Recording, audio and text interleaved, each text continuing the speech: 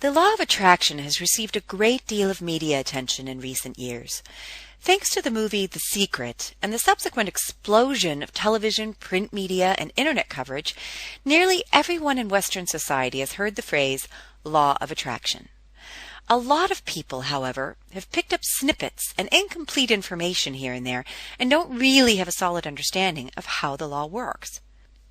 This has led to a widespread misunderstanding of how the law of attraction really works, or whether or not it even works at all. A lot of people feel a deep resonance when they're told that they create their own reality. They recognize a truth in this idea. However, they often quickly become frustrated when they're exposed to incomplete information and myths and can't seem to make it work. They know that there's something to this. They can feel it, but they just don't know how to use it yet. This article aims to debunk the 7 biggest myths currently circulating about the law of attraction and bring some clarity to the subject. Myth number 1.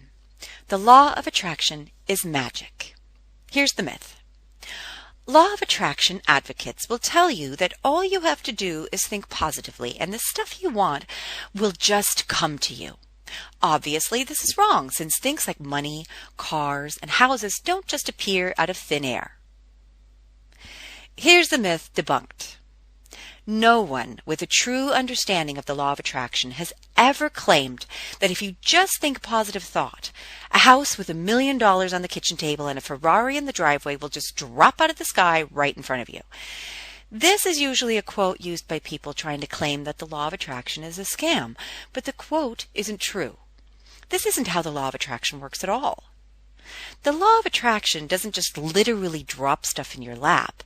It brings you meetings with just the right people at the right time, brilliant ideas, and coincidences. It's your job to pay attention to those ideas, follow your hunches, and recognize the coincidences. For example, you'd like to manifest a house.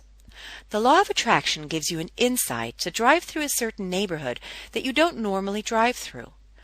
You see a house with a for sale sign in the yard, and the house looks perfect, except you're pretty sure it's completely out of your price range. You decide to stop and knock on the door anyway. It turns out the owners are a lovely couple who are moving to Australia in a month.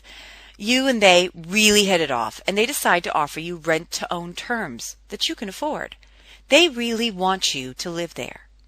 So you get the perfect house at a price you're able to pay under circumstances that you never could have predicted.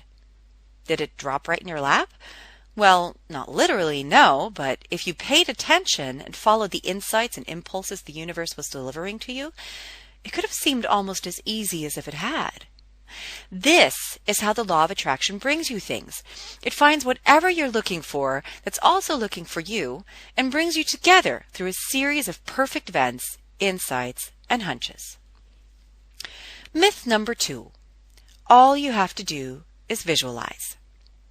Here's the myth. The law of attraction is just about visualization.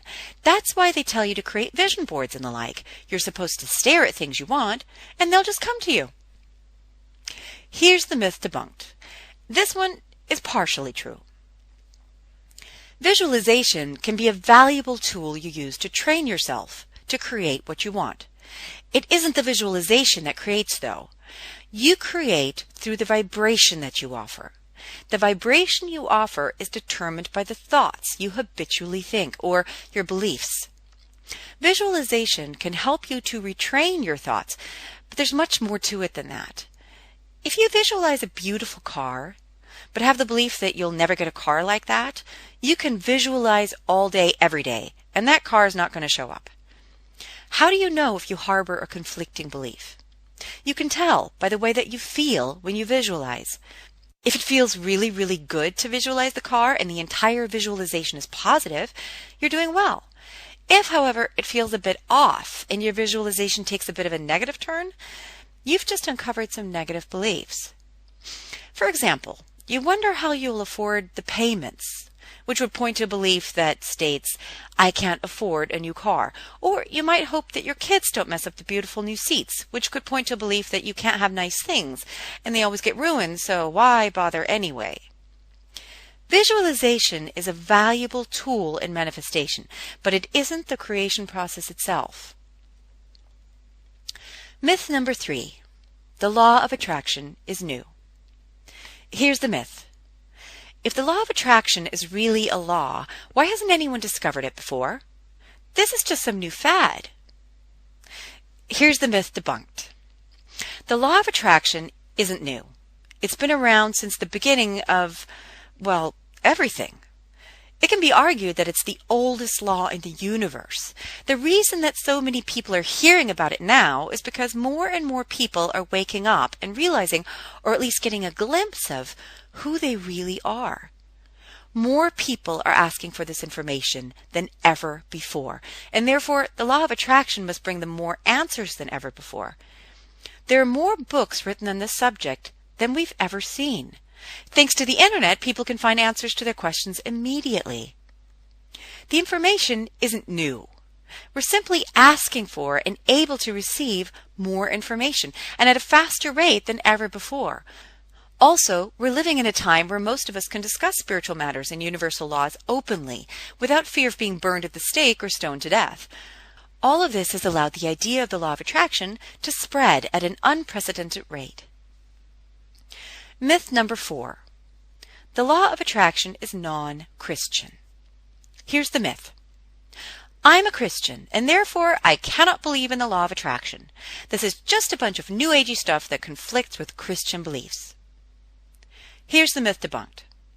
This one could not be further from the truth. There are hundreds of passages in the Bible that refer to the law of attraction. Some of these verses can be traced back almost 3,000 years.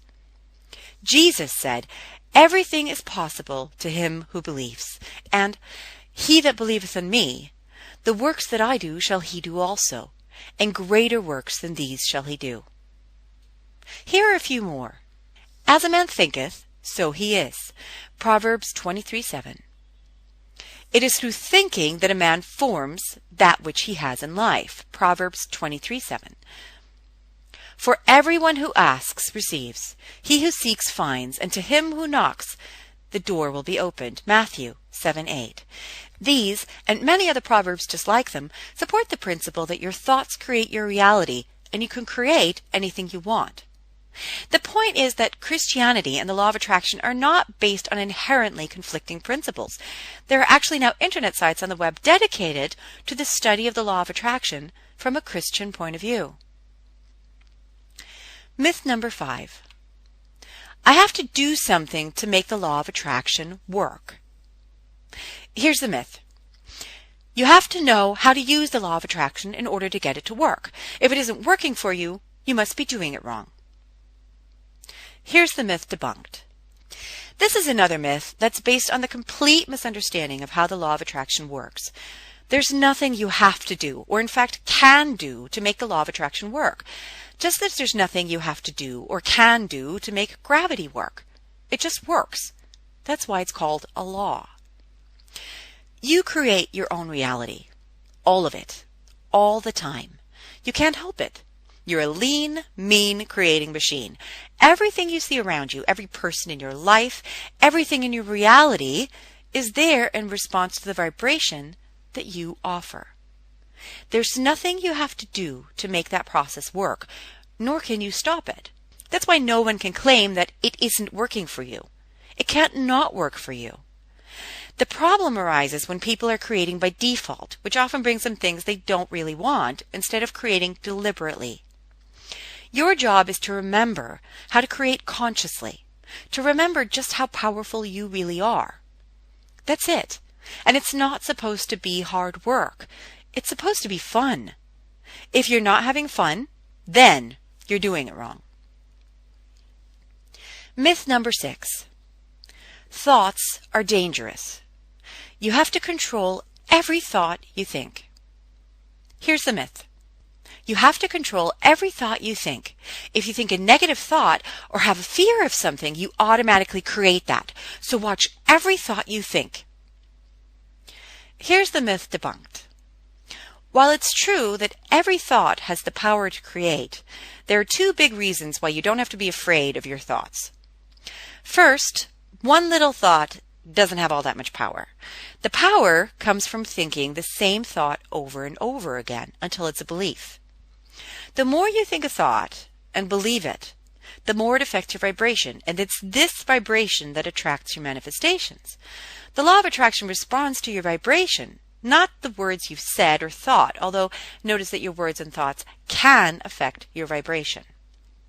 Second, we have this amazing thing called time. There's a time buffer between offering a vibration and receiving a manifestation. And while many of us often curse this time buffer in our impatience to receive the things we want, it's incredibly useful. Things don't happen immediately for a reason. You have time to notice if you're harboring any conflicting beliefs or offering a vibration that doesn't really serve you.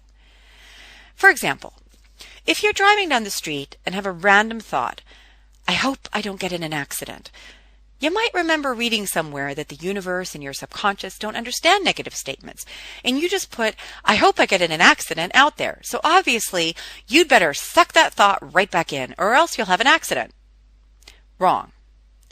If you have the thought, I hope I don't get in an accident, but you don't harbor an underlying belief that driving is dangerous, and there's a very good chance that you'll get in an accident, your vibration isn't even going to begin to match you up with an accident. If your underlying belief is, I'm safe, you'll be safe.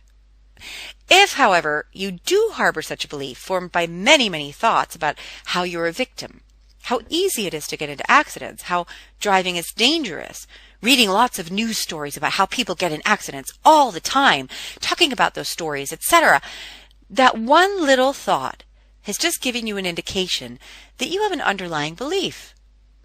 Do you think these thoughts often and easily? Then you might want to do something about that. Or buckle up. The point is that even though your thoughts help to form your vibration, which creates your reality, it's the vibration behind the thought you have to pay attention to. A random thought that means nothing to you isn't going to create a thing, but a thought that you believe and think over and over again, a thought you give lots of attention to, will affect your vibration, and that will create. Myth number 7. The law of attraction just teaches selfishness. Here's the myth. The law of attraction teaches people to focus on themselves and how they feel before focusing on others. This is selfish, and that's bad. We have a duty to be selfless. Here's the myth debunked. This myth and the belief that we must be selfless have caused more burnout among people with great intentions than anything else. The law of attraction does teach selfishness, but selfishness has gotten a really bad rap. There's a huge difference between walking over bodies to get what you want, which is what many people think of when they hear the word selfish, and not allowing circumstances and other people to dictate your happiness. Giving of yourself with no regard to how you feel until there's nothing left but an empty husk is neither virtuous nor necessary. The choices are not just between being a self-sacrificing saint or a complete bastard. The selfishness that the law of attraction teaches is the kind that allows a mother with 3 little kids to recognize when she's becoming overwhelmed and give herself permission to take a hot bath and recharge her batteries without feeling guilty about it. She comes back refreshed and in a better mood. Do you think that this will harm or benefit her children? If we take care of ourselves, physically, psychologically, and spiritually, we have so much more to give others. If we focus on our own joy, we can uplift others and truly help them, instead of commiserating with them in their misery and just supporting them in their being stuck in that vibration. The more selfish we are, the more joyful we become, the stronger and more unyielding we stand in our vibration of happiness, the more we have to give others, and the more we can give to others without depleting ourselves. True selfishness is the best thing we can do for the world.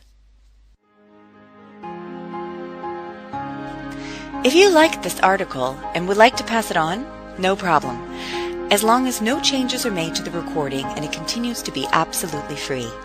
For more free articles and recordings, and to download a free ebook explaining how the law of attraction really works, please visit www.deliberatereceiving.com. Thanks for listening.